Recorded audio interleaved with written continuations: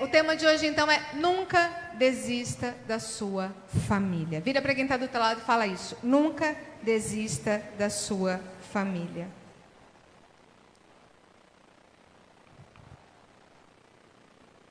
Isso é muito sério, irmão. Mas às vezes a gente fala, mas é muito sério.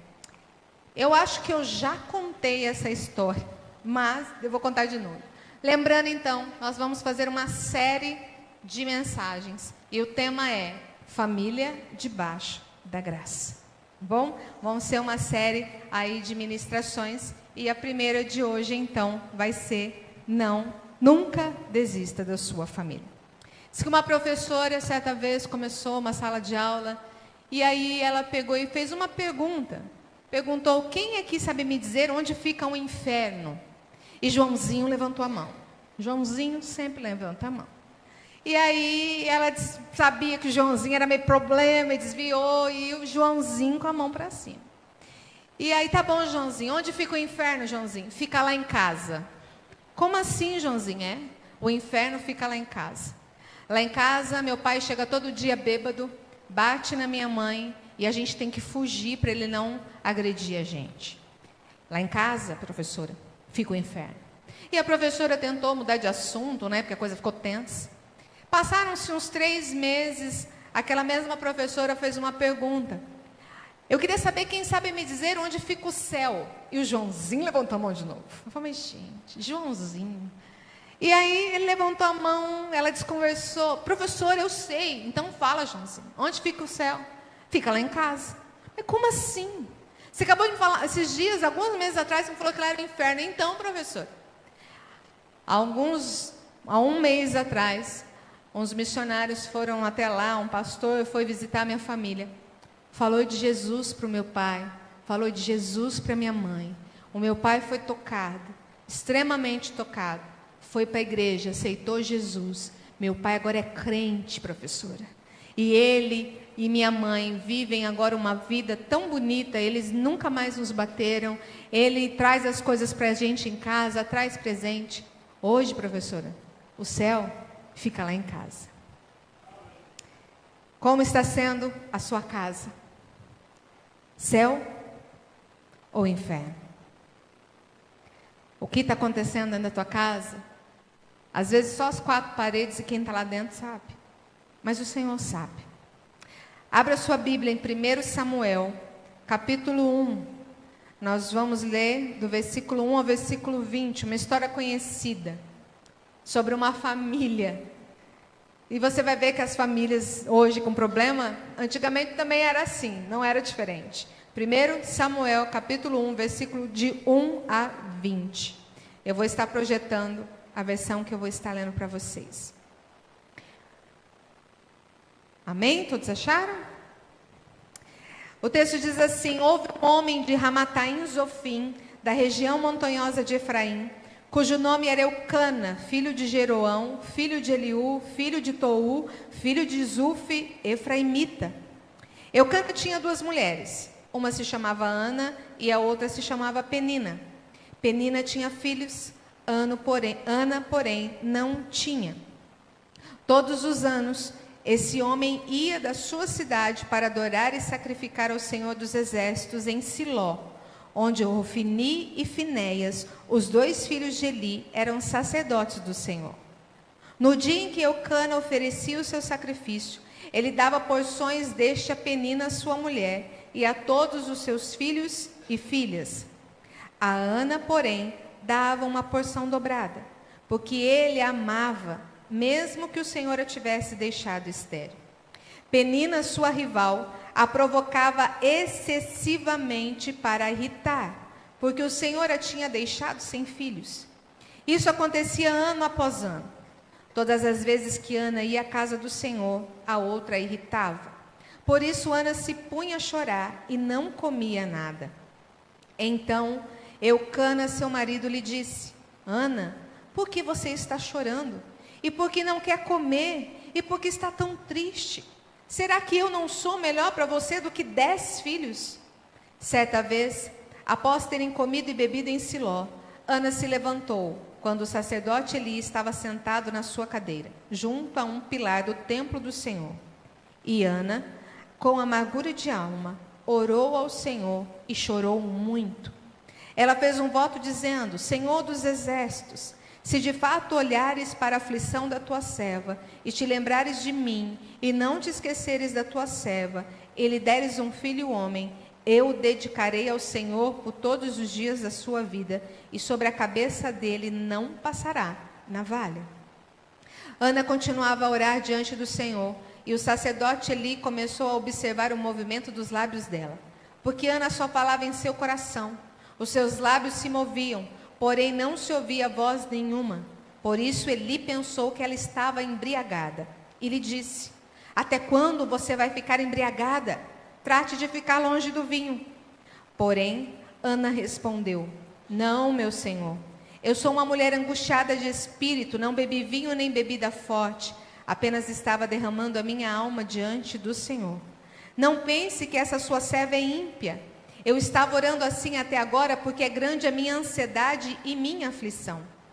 Então ele disse: vá em paz e que o Deus de Israel lhe conceda o que você pediu.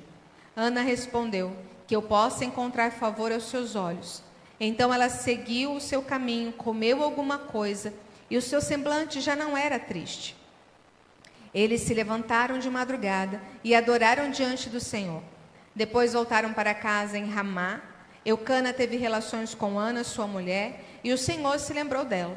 Ana ficou grávida e, passado o devido tempo, teve um filho, a quem deu o nome de Samuel, pois dizia: do Senhor o pedi. Até aí, amém? Irmãos, a experiência de Ana, dessa família, nos ensina muitas lições. Lições fundamentais para a nossa vida, para a nossa casa, para a nossa família. Porque a primeira coisa que eu aprendo nesse texto: nunca desista da sua família, apesar das circunstâncias. Nunca desista da sua família, apesar da circunstância. Olha o que o versículo 2 nos diz. Eucana tinha 2 mulheres. Uma se chamava Ana e a outra se chamava Penina. Penina tinha filhos, Ana, porém, não os tinha. Se uma mulher dá trabalho, imagina 2, né? Naquela época era como a palavra que sumiu agora, era aceito, né, que um homem tivesse mais de uma esposa. E no caso de Eucana, a gente acredita que é por causa da infertilidade de Ana. Ana era estéril, ela não podia ter filhos. E naquela época, para uma mulher não ter filhos, era algo muito ruim. Ela era colocada de lado como uma mulher inferior, ela era discriminada, havia um preconceito muito grande sobre as mulheres estéreis. E provavelmente Ana se sentia culpada porque o seu esposo tinha que ter outra esposa para poder ter filhos, porque ela não podia. Mas, irmãos, a gente aprende com essa família que toda família tem problema. Toda família tem problema. E uma vez eu li um livro, o título dele é assim: toda família perfeita é imperfeita. Toda família perfeita é imperfeita. Não existe família perfeita. Porque nós somos homens e mulheres, seres humanos. Não tem anjo lá dentro da casa. São seres humanos. E para Ana ser mãe era algo impossível aos olhos humanos, porque o versículo 5 vai dizer que o próprio Deus havia fechado a sua madre. Ela não tinha filho porque o próprio Deus havia fechado. Irmãos, Deus às vezes permite que nós passemos por lutas na nossa família, mas é porque Ele tem um plano muito maior e muito melhor para todos nós. E não é porque a sua família está passando por circunstâncias difíceis, delicadas e difíceis, que você vai desistir. Nós não podemos desistir. Não são as circunstâncias difíceis, adversas, que vão determinar se a sua família vai ser boa ou vai ser ruim. Porque nós cremos num Deus todo-poderoso, um Deus que faz o impossível. O possível eu e você fazemos, mas o impossível só Ele. Por isso a gente precisa escolher agir com sabedoria. A gente precisa buscar no lugar certo. Ana buscou auxílio no lugar certo. E tem um testemunho que eu acho que eu contei ano passado para vocês, lá no Encontro de Famílias, mas é um testemunho muito lindo, que aconteceu na cidade de São Bernardo do Campo, em São Paulo. Isso é verídico. Uma senhora chamada Salina. Salina se converteu ao Evangelho, amava o Senhor, mas ela tinha um esposo muito rude, muito grosseiro, muito bravo. E ele não deixava ela quase ir à igreja, ela só podia ir à igreja ao domingo. Só que Salina morava a 18 quilômetros da igreja. Ela tinha que sair 2 horas antes para o culto. E ela amava Jesus, ia ela e os filhos. E numa certa manhã, ela acordou, já foi fazer o almoço, para logo em seguida do almoço ir para a igreja. E ela então faz o almoço e o marido acordou aquele dia possesso. E ele foi lá para fora e começou a afiar uma faca. A filha percebeu que tinha alguma coisa errada, foi lá: pai, por que o senhor está molando essa faca desse jeito? Porque se sua mãe for para a igreja hoje, eu mato ela. E ela ficou assustada, avisou a mãe, falou: mãe, não vai na igreja hoje. O papai está afiando uma faca. Ele disse que vai matar a senhora, se a senhora for. E ela ficou muito em paz, porque ela sabia o Deus que ela servia. Ela continuou fazendo o almoço, preparando todo o almoço, mas disse que o Espírito Santo tocou no coração dela: Salina, não vai à igreja hoje. E aí ela fez o almoço, colocou na mesa, todo mundo comeu. Ela pegou, todos os utensílios, como diz os mineiros, pegou os trem e lavou tudo lá certinho. E aí quando acabou de lavar, ela guardou, e ele percebeu que ela não ia. E ela falou, e aí ele pegou e falou: é assim mesmo que eu gosto. Mulher minha não vai mais na igreja. Acabou. E aí ele saiu e foi para o bar beber com os amigos. E ela ficou em casa com as crianças. Ela falou assim: filhos, já que o pai, a gente não pôde ir para a igreja, vamos ficar orando no tempo do culto pela vida do papai. E as crianças: vão, mamãe. E eles se ajoelharam na sala e começaram a orar para o Senhor, dizendo: Senhor, faz um milagre na vida do papai. E ela: Senhor, faz um milagre na vida do meu esposo. Senhor, faz um milagre na vida dele. E eles orando. E ele estava no bar bebendo, resolve voltar para casa. E eles moravam debaixo de uma colina, numa ribanceira, e numa casa de madeira. E diz que quando ele avistou a casa, ele viu que ela estava pegando fogo. E ele ficou apavorado e começou a gritar: meu Deus, minha mulher ficou doida, só porque eu não deixei ela na igreja, ela botou fogo, está se suicidando, matando ela e nossos filhos. E os vizinhos começaram a ouvir, começou a pegar balde, começaram a ir para casa. Só que quando eles chegaram na frente da casa, eles viram que havia um fogo, mas a casa não era consumida, não era queimada. O fogo do Monte Horebe, da sarça, a sarça não queimou? Aconteceu isso. E todo mundo ficou assustado. Como assim? Um fogo em volta de toda a casa e a casa não pegava fogo. Ele foi de fininho, entrou no fundo, pela cozinha, e quando ele chega, estavam seus filhos e sua esposa aos prantos, chorando e dizendo: Senhor, faz um milagre na vida do papai. Senhor, faz um milagre na vida do papai. Naquele exato momento, ele ajoelhou diante daquelas crianças e da sua esposa e falou: a partir de hoje, eu quero servir esse Deus. A partir de hoje, eu quero servir esse Deus que faz milagres. Não desista da sua família. Nunca desista da sua família. Eu não sei como as coisas estão na sua casa.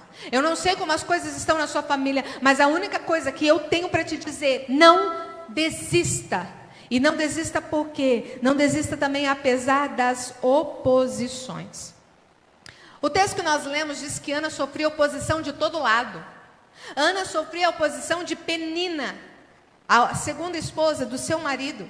O texto vai dizer que ela irritava excessivamente. Era como se ela ficasse falando assim: eu tenho filho, você não tem. Na cabeça dela o dia inteiro. Ana já se sentia humilhada porque tinha que ter dado outra esposa para o marido dela. Ela se sentia humilhada pelas pessoas que discriminavam por ela não ter filhos. E Penina azucrinava ela excessivamente. E ela fazia isso o tempo todo.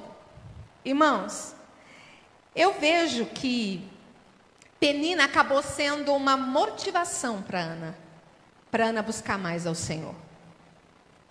Aquela azucrinação excessiva fez com que Ana buscasse mais ao Senhor. Irmão, existem situações na nossa vida que Deus vai levantar peninas na sua vida para você se achegar mais perto dEle. Para você ir mais perto, para Ele te moldar, para Ele ver que você às vezes está fazendo errado também. Ele quer usar uma penina para mudar a sua vida, porque a gente é cheio de falar, fulano tem que mudar, mas às vezes é a gente que tem que mudar. Penina era como um estímulo para Ana não desistir. Quer ver um exemplo muito simples? Teu filho não come. Lá em casa eu tenho uma dificuldade com esse negócio de comer, sabe? É arroz, feijão e tal. E aí a gente coloca uma coisa, às vezes, diferente na mesa. Ah, não gosto. Ah, não vou comer. É só em casa que acontece isso, né? Na casa de vocês não, só lá em casa. Mas teve uma época que eu tinha que pegar e colocar uma cinta em cima da mesa. Era um estímulo, irmão, para eles comerem. Eles comiam. Né? Minha emburrada, comia. Né? Era a penina que eu precisava pôr na mesa.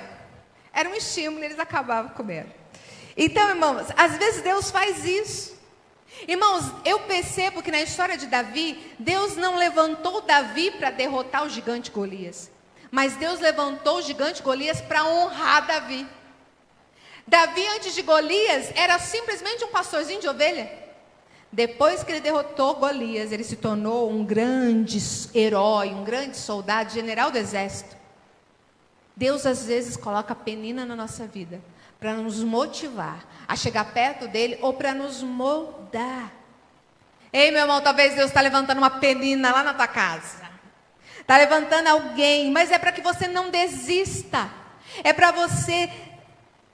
para se moldar você, para fazer você chegar perto dele, para ele cumprir os propósitos dele na tua vida. Mas além de tudo isso, ela também teve a desmotivação de Eucana, o seu próprio marido. Porque já não bastava ter a Penina enchendo o saco o dia inteiro, tinha Eucana. E a gente lê no versículo 5 que Eucana vai dizer que Eucana amava muito Ana.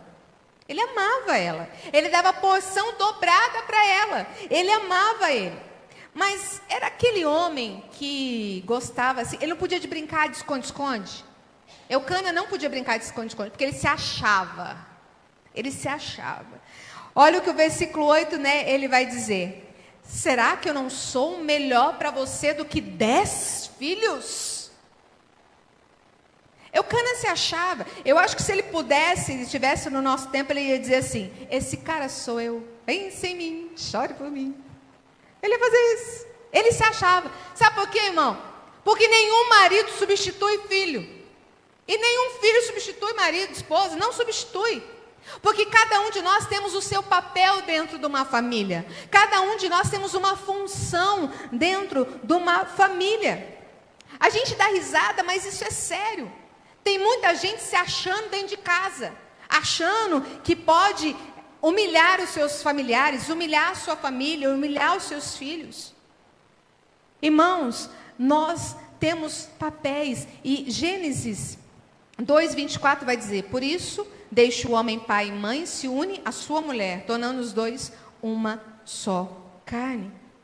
O propósito de Deus, Deus do início, não foi competição, mas foi união de propósitos, união de vidas, união de papéis.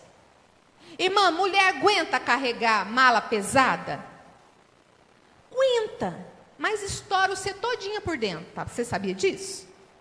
Os homens já têm toda uma estrutura feita pelo próprio Deus para pegar uma mala pesada. Agora, um homem cuida, talvez, tão bem de um bebê quanto uma mulher? Tem alguns que sim, que falando que o Mateus cuida. Mas isso é da mulher, é algo que Deus colocou na mulher, né? Os trejeitos com as crianças, enfim, esse é nós. Irmãos, uma família sem pai, uma família sem mãe, como o Lucas testemunhou aqui hoje, é uma família desestruturada, que vai gerar consequências talvez pela vida toda. Então nós precisamos entender que uma família Todos têm o seu valor. E nenhum é maior ou melhor que o outro. Cada um tem o seu papel. E cada um se completa. Um completa o outro. Tem esposo, irmãos, alguns homens por aí, que acham que a sua família só funciona por causa dele. Tem mulheres que acham que se ela não ficar na casa, a casa desmorona.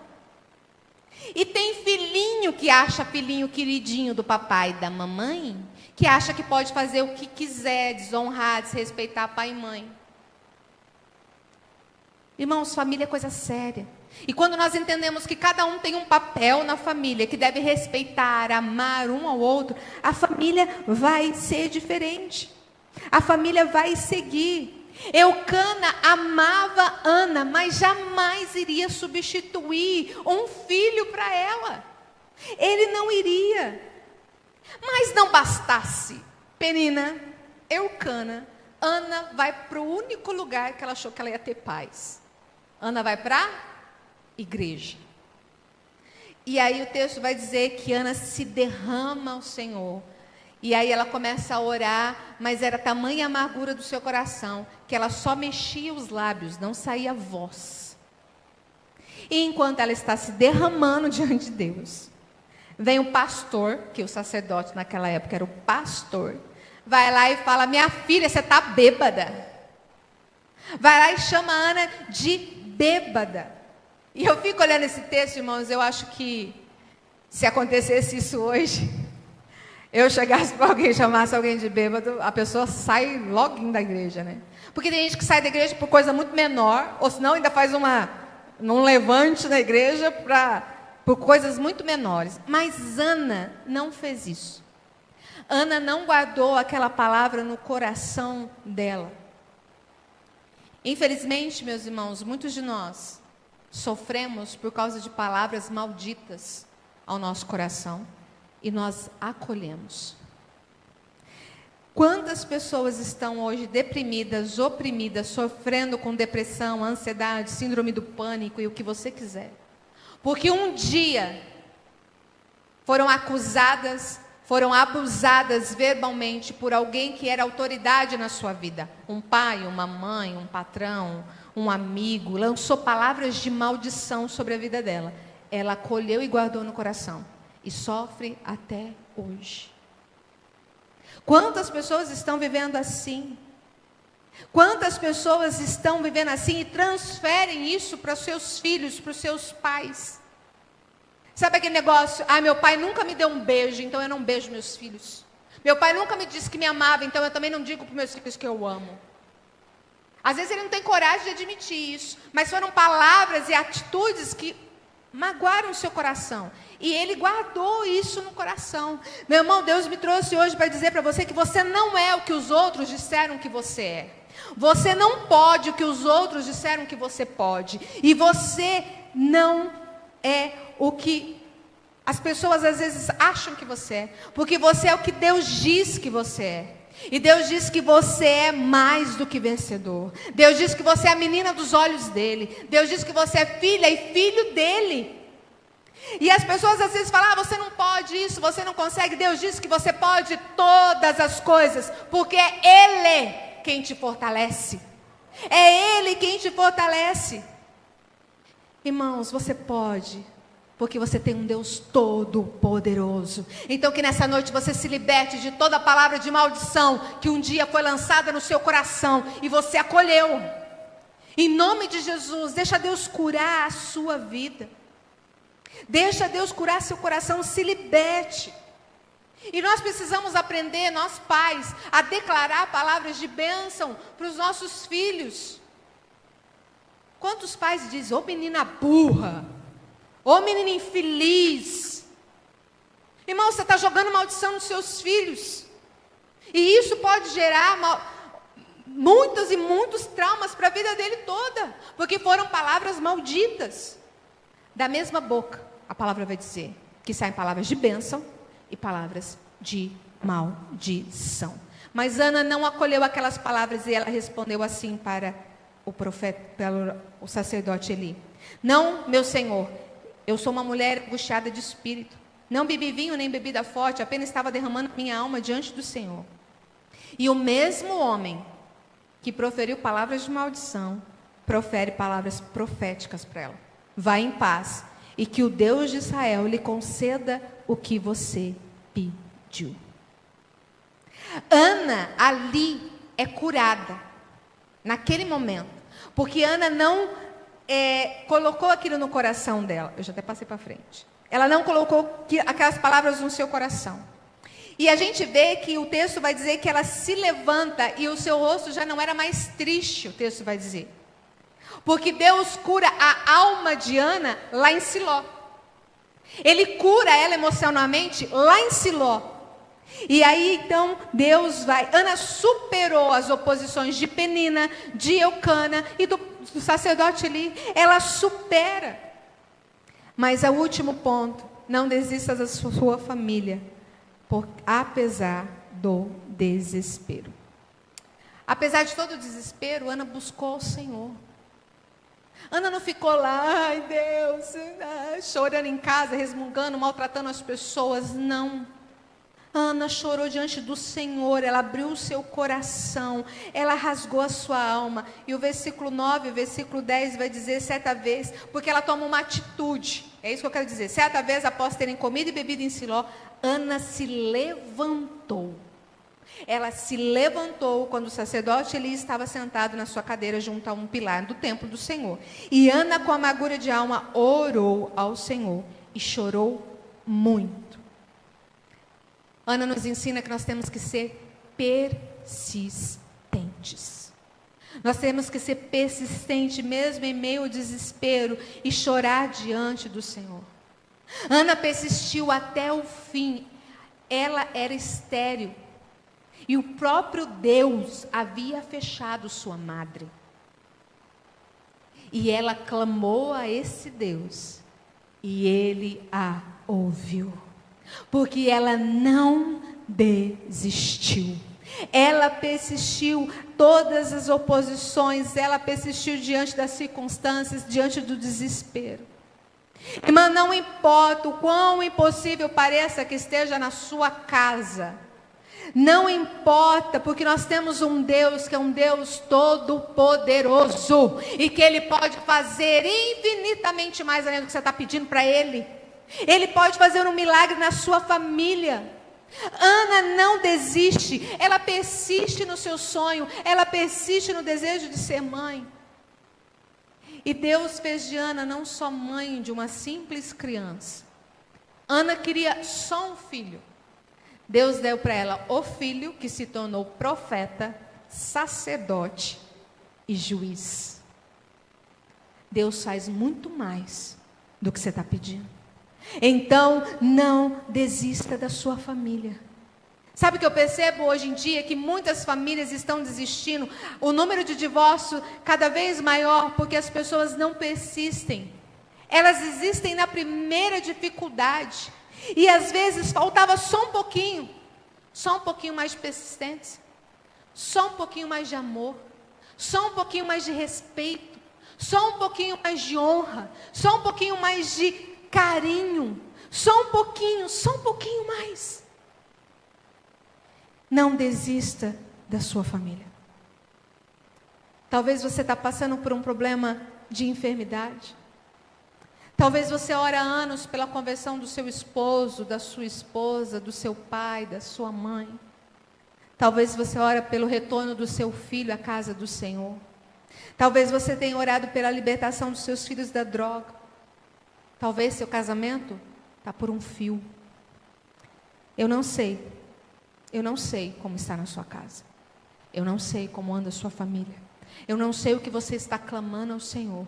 Mas a única coisa que eu sei é que aquele que pode todas as coisas, aquele que é poderoso para fazer infinitamente mais, aquele que opera quando ninguém pode impedir, aquele que quando quer é soberano em fazer, está aqui. E o seu nome é Jesus de Nazaré. E há poder nesse nome. Então entregue toda a sua causa, todo o seu desespero, todas as circunstâncias, todas as adversidades na mão do poderoso Deus, porque Ele vai fazer. Nessa noite, a palavra é muito simples. Não desista da sua família. Não diga que não tem mais jeito. Não diga que acabou. Porque Deus é aquele que renova casamentos. Deus é aquele que cura, que muda histórias, que pode transformar. O casamento, irmão, é um projeto de Deus. E a família é o maior e melhor presente que Deus pode nos dar. Então, nunca desista da sua família. Apesar das circunstâncias adversas, apesar das oposições e apesar do desespero. Amém?